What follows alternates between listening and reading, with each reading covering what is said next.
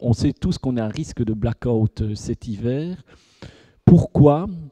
Parce qu'on risque cet hiver de ne plus savoir satisfaire une propriété de base des réseaux électriques, c'est-à-dire de s'assurer qu'à chaque instant, il y a un équilibre entre l'offre pour l'électricité, l'offre d'électricité et la demande d'électricité. En effet, cet hiver, lorsqu'on observera une pointe de consommation, si on a une vague de froid de l'ordre de moins 5, moins 10 degrés, la consommation va probablement piquer aux alentours de 14 000 MW. Donc la demande d'électricité sera de 14 000 MW et on risquerait pendant ce temps-là d'être incapable d'honorer cette demande-là. On saura peut-être juste honorer 12 000 MW ou 11 500 MW. Donc, qu'est-ce qu'on devra faire pour éviter d'observer un blackout généralisé sur le réseau ? On devra délester de la charge. Si on ne délaisse pas de la charge, qu'est-ce qui va se passer ? C'est assez simple, la fréquence sur le réseau va se mettre à diminuer et très rapidement, une fois qu'elle passe à une certaine valeur, il y aura soit un délestage automatique, soit certaines machines vont se mettre en protection de sous-vitesse et ça va encore accélérer le déséquilibre entre production d'électricité et consommation d'électricité et peut-être conduire à un blackout généralisé. Donc, il faut mettre dans ce cas-là un plan de délestage en œuvre. Avant toute chose, on peut se demander, mais comment ça se fait qu'on en est arrivé là en Belgique ? Le délestage sélectif, bon, ce n'est pas quelque chose de nouveau, mais c'était principalement employé dans des pays africains qui n'avaient jamais connu un réseau électrique, un système électrique aussi performant qu'on l'a connu en Belgique.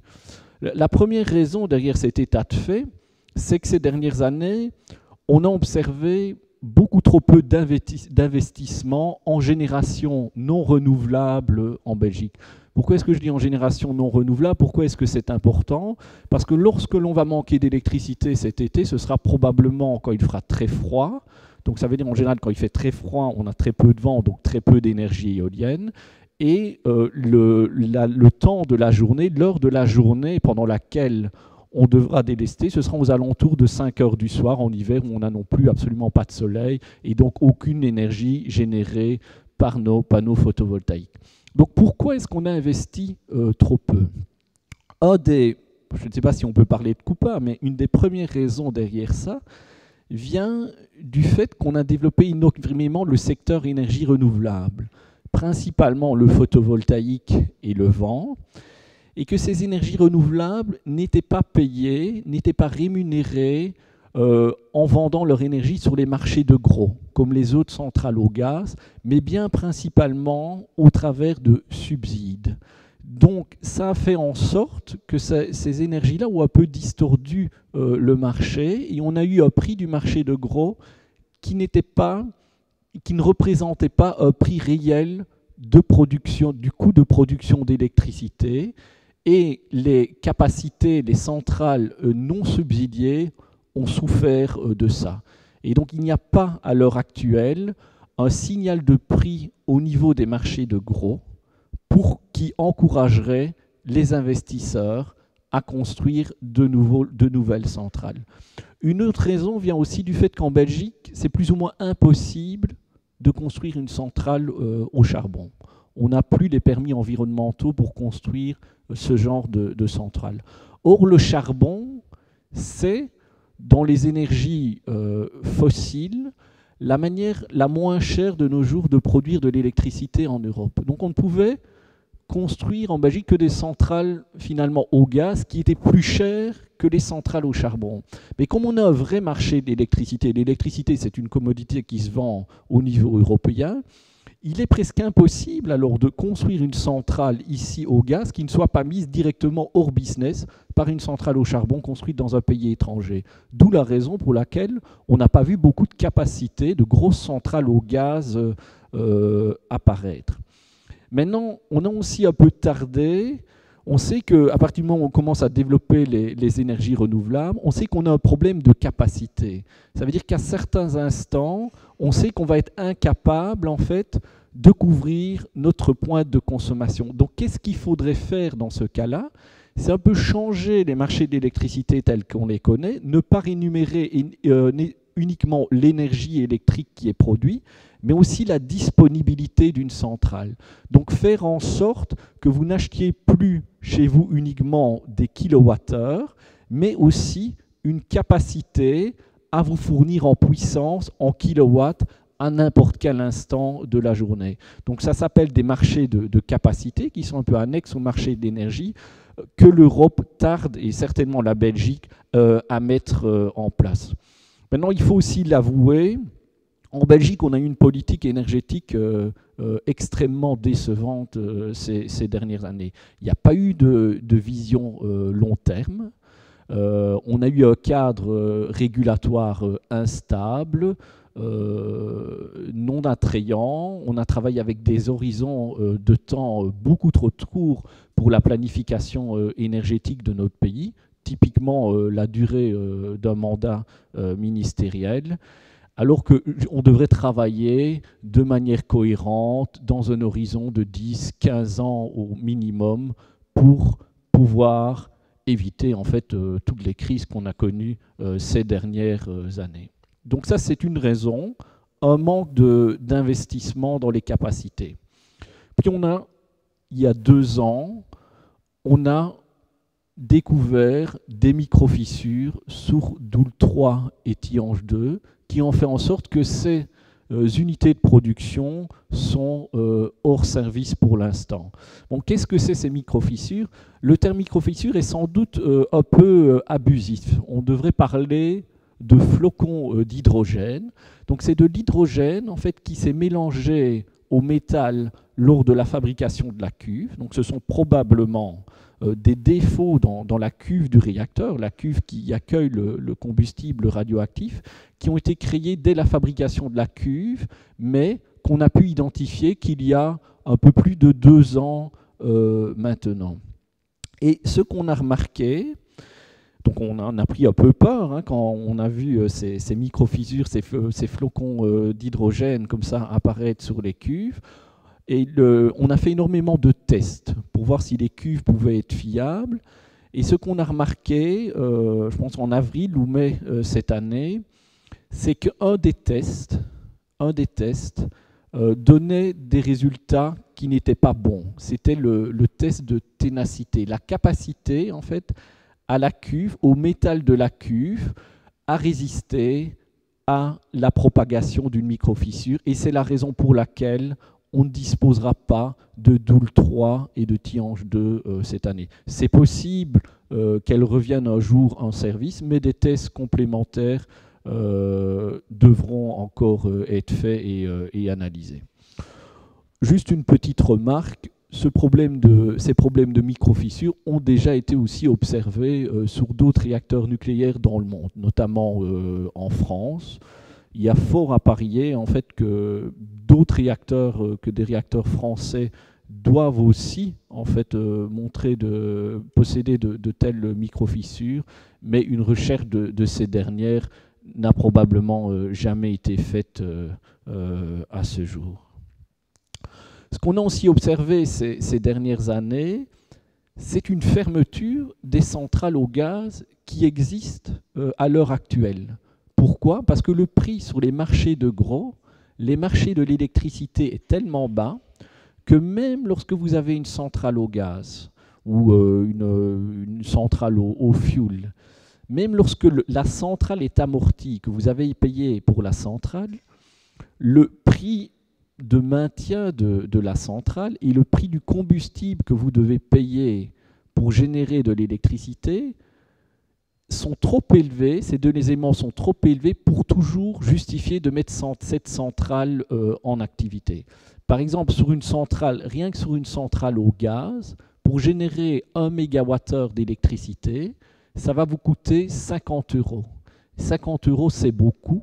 Quand on voit que le prix moyen de l'électricité, maintenant en 2014 sur les marchés de gros, tourne plutôt autour de 40 € par mégawattheure. Donc ça, c'est un problème qu'on observe depuis plusieurs années maintenant.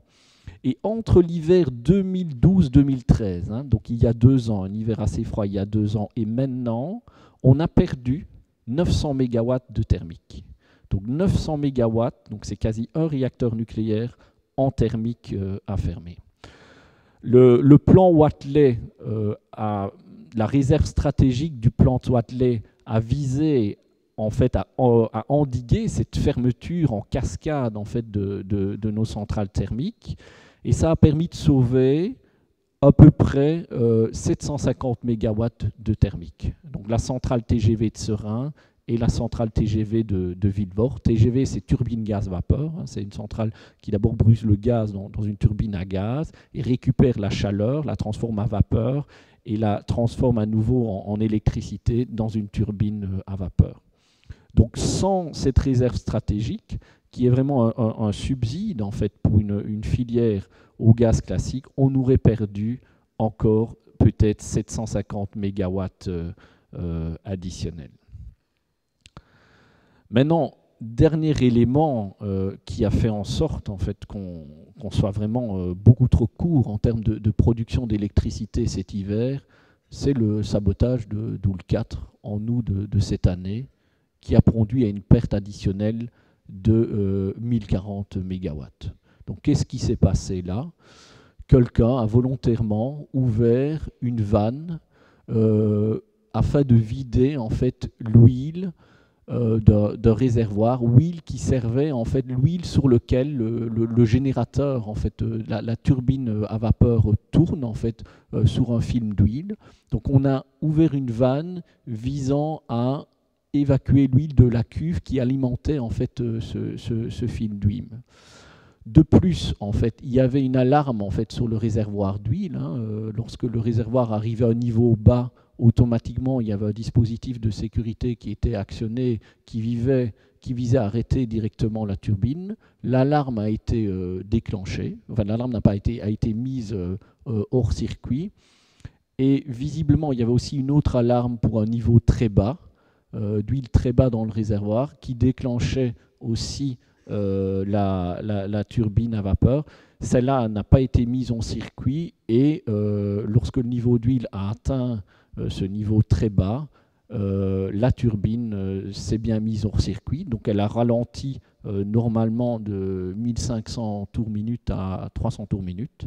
Et aux alentours de 300 tours minute, le film d'huile sur lequel tourne en fait la turbine à vapeur a disparu, hein, il y avait trop peu d'huile, et là la turbine s'est quasi arrêtée net, et ça a créé en fait des dégâts sur les ailerons tout autour de la turbine. Electrabel travaille vraiment pour la remettre en fonction le plus rapidement possible, et elle devrait logiquement être mise en circuit pour la fin 2014. Il y a beaucoup d'hypothèses qui circulent quant aux responsables en fait, de ce sabotage. La compagnie Electrabel elle-même, des écoterroristes. Je vais poser directement la question à Electrabel. Ils m'ont dit, tu es fou, on perd 27 millions d'euros par mois avec ce sabotage-là. Pour moi, l'hypothèse la plus plausible, c'est vraiment un employé d'Electrabel qui a un grief quelconque contre l'entreprise. Ce n'est pas impossible, parce que bon, c'est peut-être aussi des entreprises qui vont un peu moins bien qu'elles n'allaient il y a quelques années. Peut-être que les conditions sociales en fait, se sont un peu détériorées, ce qui pourrait avoir fait en sorte que les gens aient plus de griefs justifiés ou injustifiés contre l'entreprise. Ce que je pense, encore, c'est une interprétation personnelle, c'est que si en fait Electrabel n'avait pas perdu Doel 3 et Tihange 2, je ne pense pas que ce sabotage aurait eu lieu, parce que ça rend quand même tout notre système électrique, la perte de Doel 3 et Tihange 2, plus vulnérable. Et je pense que des gens mal intentionnés ont beaucoup plus tendance en fait, à frapper un système lorsqu'ils savent qu'il est vulnérable. Donc je pense qu'il y a une corrélation, en quelque sorte, entre la perte de Doel 3 et de Tihange 2. Maintenant, on peut se demander quel est le risque vraiment de devoir délester cet hiver. Donc, quand on analyse la sécurité des réseaux électriques, la mesure de risque qui est utilisée, c'est le LOLE. Ça va ? Qu'est-ce que c'est le LOLE ? ça représente en fait une estimation du nombre moyen d'heures qu'il faudra délester de la charge dans un réseau électrique. Donc le nombre de moyen d'heures pendant lesquelles, ici dans le cas qui nous intéresse, la consommation sera plus élevée que la production. Donc Elia a fait une analyse de cette analyse Lollet, et ils ont conclu qu'avec Doule 4, la moyenne, le nombre moyen d'heures qu'il faudra délester, donc si on avait Doule 4 tout l'hiver, serait de 5 heures, sans Doule 4, 49 heures. Pour les 5% des hivers plus défavorables, donc si on n'a vraiment pas de chance cet hiver, ce sera de 29 heures avec Doule 4 et de plus de 100 heures sans le Doule 4. Donc sans le Doule 4, un hiver très froid, vous pouvez délester facilement plus de 100 heures. Maintenant, vous pouvez me demander, est-ce qu'on peut faire confiance dans cette analyse d'Elia? Bon, je l'ai un peu moi-même regardé, enfin, je n'ai pas eu un accès complet à l'analyse. J'ai téléchargé plusieurs documents qui parlaient quand même de cette analyse. Il me semble qu'elle souffre quand même de plusieurs faiblesses. La première faiblesse, c'est que j'ai l'impression que dans cette analyse-là, on surestime un peu la quantité d'électricité qu'on pourra importer de l'étranger. Donc s'il fait très froid, donc la capacité d'import maximale de la Belgique est de 3500 MW.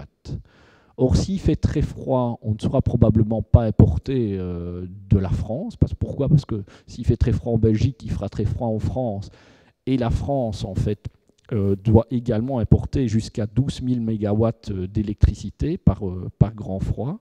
Donc on va juste savoir importer de notre frontière hollandaise, et la quantité qu'on saura importer sera limitée à 1500 MW. Et la manière en fait, dont l'analyse a modélisé cette capacité d'import me semble critiquable, on va dire. Il y a aussi dans cette analyse-là le fait qu'à mon avis, la modélisation des centrales de pompage turbinage à type centrale de Caux, qui, lorsqu'on a trop d'électricité, transforme cette électricité en énergie potentielle, elle pompe de l'eau au-dessus d'une commune, quand on a trop peu, régénère avec cette eau de l'électricité. Je ne vais pas rentrer dans les détails, mais la modélisation là me paraît aussi assez simpliste et pourrait causer des petites surprises.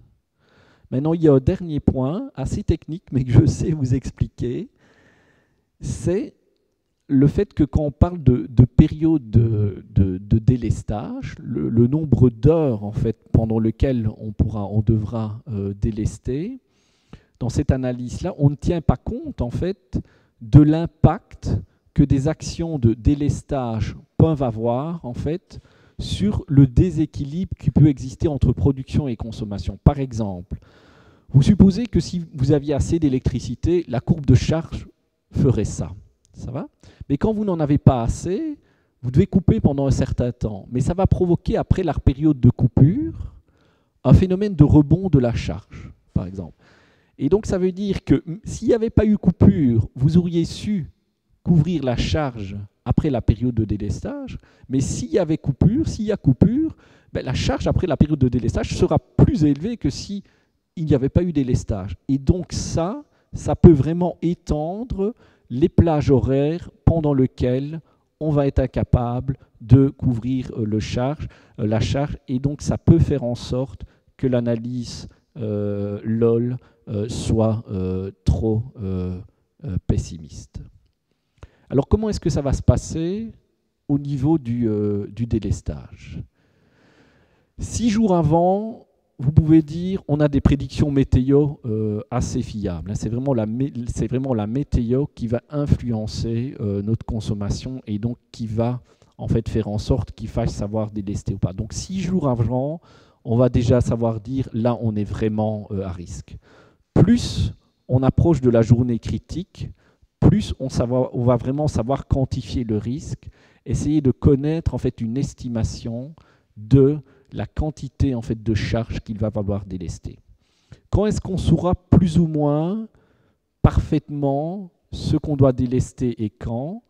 Ce sera au jour J-1 à 13 h. Pourquoi à 13 heures? Parce qu'à 13 heures, les marchés d'électricité se ferment. Donc les producteurs, les fournisseurs, les gros consommateurs auraient soumis leur offre et leur demande dans une plateforme d'échange d'électricité. On va faire ce qu'on appelle un clearing du marché. Donc voilà, on va mettre les offres, les demandes en correspondance. Et on va vraiment savoir ce qu'on a su acheter à l'étranger à ce moment-là. Donc ce sera à 13 heures. Et donc à 13 heures, logiquement, Elia doit pouvoir calibrer ses actions de délestage. Supposons que les actions de délestage ont lieu à l'heure H. On voit déjà qu'à l'heure H, il va falloir délester, jour J, heure H. Et Elia va commencer l'activation du délestage, des actions du délestage de ces postes. Est-ce qu'elle va délester tous les postes d'un coup? Non, le délestage doit se faire de manière graduelle afin d'assurer à chaque instant un équilibre entre production et consommation. En tout cas, essayer de l'assurer du mieux possible. S'il y a un petit déséquilibre, il y a d'autres mécanismes de contrôle automatique visant à le gommer. Donc le délestage va être graduel. Ça va. À partir à H plus X heures, c'est difficile de dire quelle sera la valeur de X, on peut dire 2 heures, 3 heures ou 4 heures, et Elia va commencer aussi à reconnecter ces postes. Les postes sont délestés, il va commencer à les reconnecter aussi très graduellement comme ça. Et on peut supposer que quelques heures après ou 1 heure après avoir commencé à reconnecter les postes, tous les postes seront reconnectés. Maintenant, je ne sais pas si vous avez écouté la TV en début de cette semaine, vous avez vu que j'étais pas nécessairement très rassuré à l'idée en fait de toutes ces actions visant à sensibiliser la consommation. Pourquoi?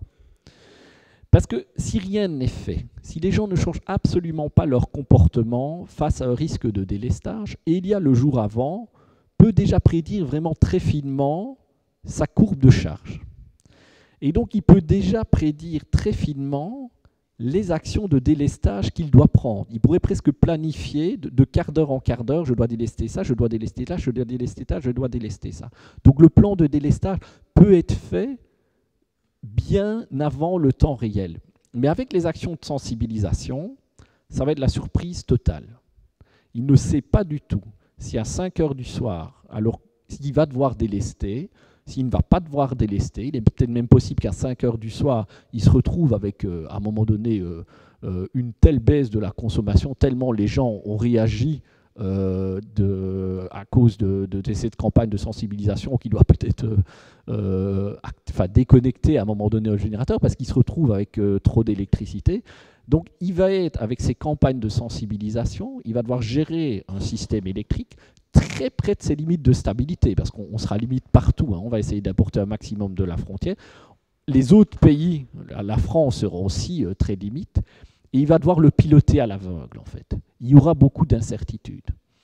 Vous devez vous imaginer, c'est comme si vous étiez en voiture.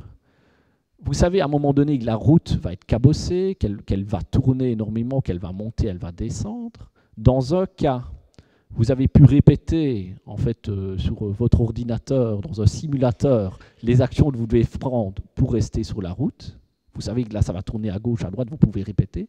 Dans un autre cas, c'est le mystère absolu. Vous ne savez pas si vous allez devoir tourner à gauche, à droite, accélérer ou décélérer. Donc, il y a un vrai danger. Et pour moi, ça complique quand même significativement la conduite en temps réel de ce système-là.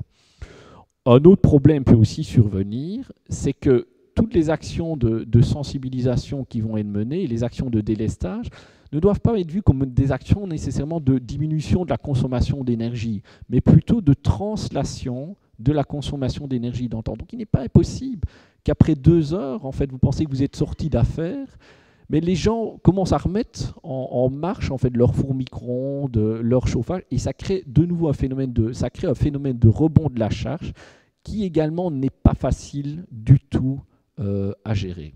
Alors, On a parlé ici de stratégie globale d'Elia pour le délestage, mais comment se passe réellement le délestage d'un poste? Alors qu'est-ce que c'est un poste? Quand vous voulez le long de l'autoroute ou d'une grande route, c'est en général, vous voyez des lignes arriver à un endroit où il y a des transformateurs. C'est ça un poste. Dès que vous voyez un transformateur, des grosses boîtes comme ça, c'est un poste. Alors comment est-ce que ça se passe? Quelle est la séquence de délestage d'un poste? Donc c'est Elia, donc le gestionnaire de réseau de transport, qui envoie une commande au disjoncteur qui se retrouve dans son réseau. Donc il y a un disjoncteur, donc c'est quelque chose qui permet d'ouvrir la ligne. En dessous, il va y avoir un transformateur, donc il va ouvrir le disjoncteur. Alors, en dessous du transformateur, c'est plus à lui, ça appartient au gestionnaire de réseau de distribution. Donc quand il ouvre au-dessus du transformateur, toute la poche de distribution en dessous est privée de courant. Ça va? Et donc les gestionnaires, une fois que c'est ouvert, les gestionnaires de réseau de distribution vont ouvrir tous les circuits. Ça va? Donc de ce poste par différentes lignes, ils vont ouvrir tous les circuits, donc toutes les lignes, sauf les circuits prioritaires, donc les hôpitaux. Et une fois qu'ils ont ouvert tous les circuits, ils recontactent Elia et Elia referme le transformateur, ça va? Enfin, referme le disjoncteur de manière à reconnecter les charges critiques, les hôpitaux qui ne peuvent pas rester très longtemps sans électricité.